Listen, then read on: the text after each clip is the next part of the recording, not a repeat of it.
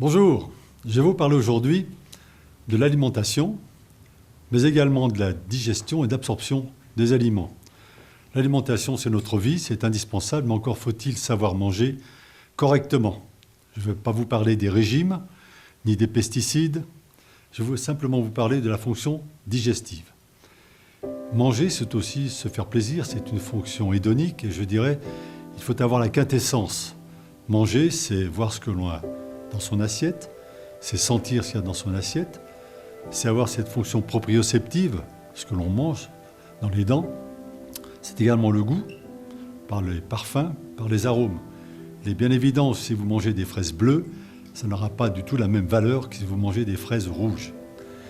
Une fois que vous avez votre repas devant vous, il faut deuxièmement prendre son temps. Pourquoi prendre son temps? Il faut mastiquer. Pourquoi mastiquer? Tout simplement, quand vous mastiquez, vous envoyez des messages au votre centre de satiété, qui est l'hypothalamus.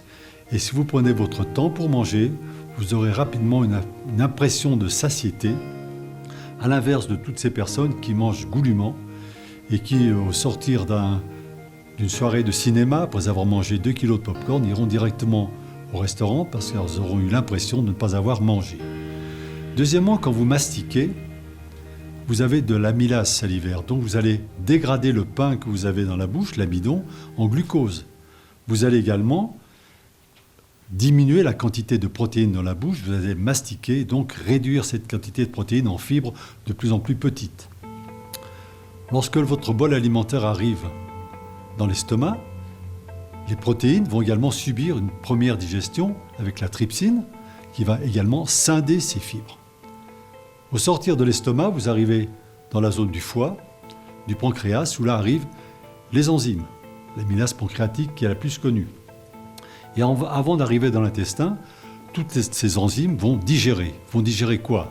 Les glucides, les protéines, les lipides. Une grande partie des enzymes sont apportées par les végétaux que l'on mange, à condition que ces végétaux ne soient pas dénaturés par la cuisson, par exemple au micro-ondes. Donc toutes ces enzymes, ce sont des lipases, ce sont des protéases, ce sont des lactases qui vont par exemple scinder le lactose en galactose et en glucose. Et on a besoin de ces enzymes en permanence. Il est parfois nécessaire de supplémenter l'organisme en enzymes si cela n'est pas fait par l'alimentation végétale. Dans l'intestin arrive le bol alimentaire qui est déjà bien fragmenté. Il est bien fragmenté, mais là ça ne suffit pas. Il continue d'être digéré par quoi? Par ce qu'on appelle le microbiote. Le microbiote, c'est ces germes que l'on a dans l'intestin, que l'on a hérités de nos ancêtres, mais qu'on a également ensemencés par notre vie. Ce microbiote est phénoménal puisqu'il représente 10 puissance 16 bactéries, microbes, alors que nous n'avons que 10 puissance 14 cellules. Ça représente à peu près 1,5 kg à 2 kg de bactéries dans l'intestin. Ce microbiote est indispensable, pourquoi? Il aide également à digérer les aliments, mais également, il faut savoir que l'intestin a plusieurs fonctions, non seulement une fonction digestive, une fonction d'absorption des aliments, mais également une fonction immunitaire. Vous savez peut-être que dans l'intestin, vous avez ce qu'on appelle les plaques de Peyer. Ces plaques de Peyer, c'est notre système immunitaire, c'est la fabrication des lymphocytes, c'est-à-dire de nos défenses. Et bien lorsque votre microbiote est altéré, il est altéré par quoi? Une alimentation qui pourrait être insuffisante, elle pourrait être altérée par des antibiotiques, peut-être altérée par le stress, qui n'a jamais eu de diarrhée la veille d'une épreuve par exemple. Eh bien ce microbiote, il faut le soigner, il faut s'en occuper. Et ce microbiote, pourquoi? Parce qu'il va faciliter la digestion, il va également stimuler votre système immunitaire. Donc pour cela, on utilise des probiotiques, ce sont des bactéries actives qui vont ensemencer, qui vont soigner, qui vont rétablir un microbiote qui soit sain, qui nous permette de mieux digérer et de mieux nous défendre. Alors après, il y a un autre phénomène dans l'intestin, c'est l'absorption.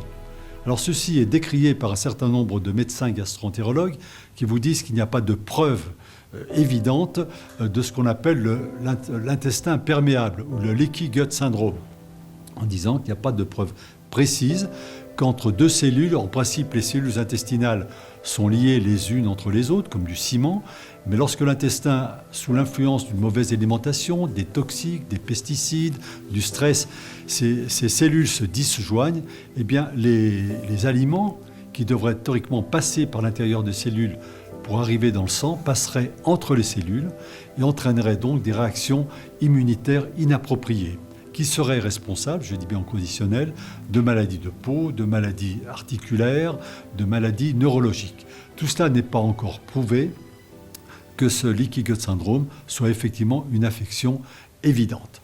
Alors bien sûr, il faut également se méfier des régimes infligés à ces patients à qui on dit « attention, vous êtes allergique au gluten, vous êtes allergique au lait », ceci d'une façon un peu péremptoire. Il faut se méfier, sauf si effectivement l'introduction de ces aliments dans l'alimentation entraîne ipso facto des symptômes digestifs.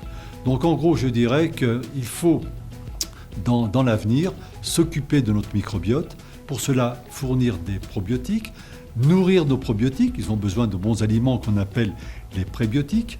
On a souvent besoin pour nos enzymes de fonctionner d'avoir des cofacteurs qui sont contenus dans certaines algues, en particulier le manganèse, le zinc, le fer, qui sont indispensables au fonctionnement de ces enzymes. Et enfin, pour rétablir cet éventuel dysfonctionnement de notre intestin, c'est-à-dire le contenant de nos intestins, on peut utiliser différents produits qui rétablissent le film de mucus sur les cellules, comme en utilisant des produits simples comme l'aloe vera et surtout ce qui est connu, la L-glutamine.